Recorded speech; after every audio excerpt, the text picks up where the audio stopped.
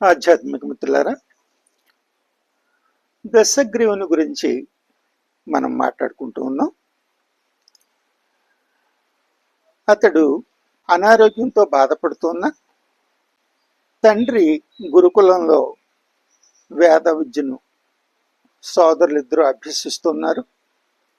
అలాగే తల్లి, నీ అన్న కుబేరుని కన్నా మీరు గొప్పవాళ్ళు కావాలి అనేటటువంటి ప్రేరణ వీళ్ళలో మహత్వాకాంక్షగా అది మొదలవుతూ వచ్చింది. విశ్వామిత్ర మహర్షి మందుల ద్వారా ఈ వీరి ఇద్దరి శరీరంలో ఉన్న రుగ్మతలు చాలా వరకు తగ్గిన, ప్రకృతిలో మార్పులు వచ్చినప్పుడు బ్లెస్ కావడం, దానివల్ల వీళ్ళ ఆ బాధతో దశాననుడు దశ విధాలుగా ఆలోచించడం మొదలు పెడుతూ ఉండేవాడు. విపరీతంగా ఆ రోదన చేస్తూ ఉంటుండేవాడు. అది పూర్తిగా తగ్గలేదు వీడికి. అయినా ఇది చూసి ఆశ్రమవాసులు కూడా ఏమిటి, బ్రహ్మవంశంలో ఇటువంటి వాళ్ళు పుట్టారు అనుకోవడం ఇతనికి బాధ కలిగిస్తూ ఉండేది. అదేవిధంగా తండ్రి కూడా బాధపడుతూ ఉండేవాడు. కాస్త ప్రశాంతంగా ఉండమని వీళ్ళకి సూచనలు చేస్తూ ఉండేవాడు. ఇలా ఉంటుండగా వైద్యనాథ క్షేత్రం నుండి నవరాత్రుల్లో ఓ బాలిక ఇక్కడికి వస్తూ ఉండేది. నవరాత్రి సమయాల్లో 6 సంవత్సరాల నుండి 16 సంవత్సరాల వయసున్న వాళ్ళని బాలగాను, కుమారిగాను, కన్యగాను దేవి రూపంలో ఉపాసిస్తూ ఉంటారు. అలాగా ఆ అమ్మాయి వస్తూ ఉండేది. తల్లిదండ్రులు విసుక్కున్నా, ఆశ్రమవాసులు విసుక్కున్నా, కానీ ఆ బాలిక మాత్రం ఆవిడ వచ్చి నువ్వు ఇంతకన్నా మెరుగ్గా జీవించగలవు అని ప్రేమగా మాట్లాడేది. దశాననుడితో మాట్లాడుతూ ఉంటే తన వయసే ఉన్న ఆ బాలిక ఇతనికి ఓ దేవతా రూపంలో కనిపించేది. ఆవిడ వచ్చి వెళ్ళిన దగ్గర నుంచి ఇతనిలో విద్య పట్ల అభిరుచి పెరిగింది.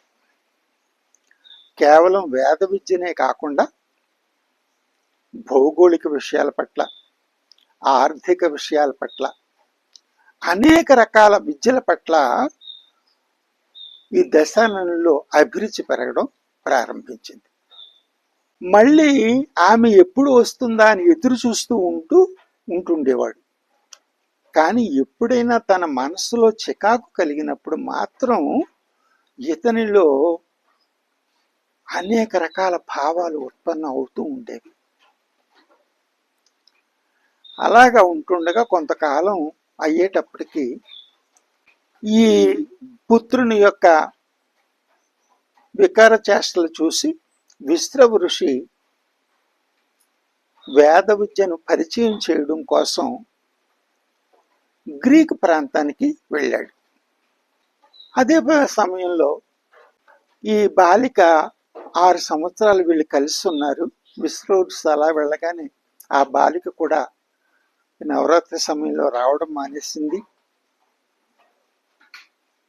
ఆ తర్వాత ఒకసారి కుబేరుడు వచ్చి పెనతల్లికి, తాతగారికి కానుకలు ఇచ్చి వెళ్ళిపోయిన తర్వాత మళ్ళీ వీళ్లలో ఈ మహత్వాకాంక్ష పెరిగింది. అన్నకంటే గొప్పవాళ్ళం కావాలని. అప్పుడు వీళ్ళు ఏం చేశారంటే గోకర్ణ పర్వత ప్రాంతాలకు వెళ్ళి కఠోరమైన తపస్సు ప్రారంభించారు.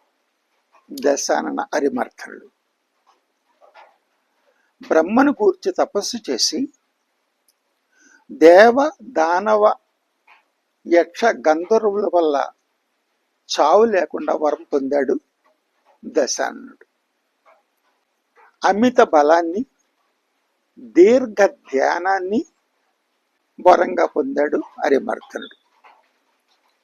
ఆ తర్వాత వీళ్ళు తిరిగి వచ్చిన తర్వాత దశాననుడు మొదటగా ఏం చేశాడంటే తన అనుచరుడైనటువంటి ప్రశస్తుణ్ణి కుబేరుని వద్దకు రాయబారిగా పంపాడు. ఆ ప్రశస్తుడు కుబేరుని వద్దకు వెళ్ళి, మహాత్మా, మీరు నివాసం ఉంటున్నటువంటి ఈ లంకా ప్రాంతము మా యజమాని దశాననుని యొక్క తాతగారిన మాల్యవంతుడు పాలించిన ప్రాంతము. ఇప్పుడు తాతగారికి, శివభక్తురాలైనటువంటి తల్లికి అన్ని వనరులు సమకూర్చవలసిన బాధ్యత దశాననుని మీద ఏర్పడింది. కనుక మీరు మీ ప్రాంతాలకు తరలి వెళ్ళవలసిందిగా మా ప్రభువు చెప్పారు అని చెప్పడం జరిగింది. వ్యాపార మెలకువలు తెలిసినటువంటి కుబేరుడు ఏం చేశాడు అంటే, సరే అలాగే చేద్దాము అని చెప్పి తన పుష్పక విమానంలో త్రికూట పర్వతం దగ్గరికి వచ్చి తాతగారిని, పినతల్లిని లంకా రాజ్యానికి తీసుకొచ్చి ఈ లంకా రాజ్యాన్ని, నా వ్యాపార సామ్రాజ్యాన్ని కూడా నువ్వే నడుపు అని చెప్పాడు. తనకి అనుకూలంగా ఎప్పుడైతే కుబేరుడు మాట్లాడాడో దశాననుడు శాంతించి అతని సేనానిగా ఉంటూ, అతని దళాలన్నిటికీ దళపతిగా ఉంటూ అతను ప్రపంచమంతా వ్యాపారం విస్తరించినటువంటి కుబేరుని దళాలకు అధిపతిగా ఎప్పుడైతే మారాడో, వ్యాపార సామ్రాజ్యాన్ని ఎప్పుడైతే చూస్తూ మొదలు పెట్టాడో, ఈ వ్యాపారం చేసే ప్రతి చోట కూడా సైనిక సమీకరణం ప్రారంభించి ఆర్యావర్త రాజులందరికీ కూడా తన ఉనికిని తెలియచేయడం ప్రారంభించాడు. మారీచుణ్ణి గూఢచారిగా నియమించుకున్నాడు. ప్రశస్తుణ్ణి తన అంగరక్షకుడుగా నిర్మించుకున్నాడు.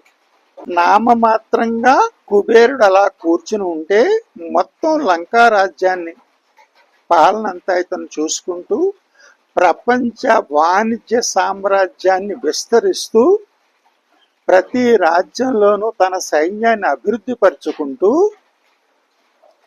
తన ఉనికిని అందరికీ తెలిసేటట్టుగా చేస్తూ ఒక మకుటం లేని మహారాజుగా దశాననుడు తిరుగులేని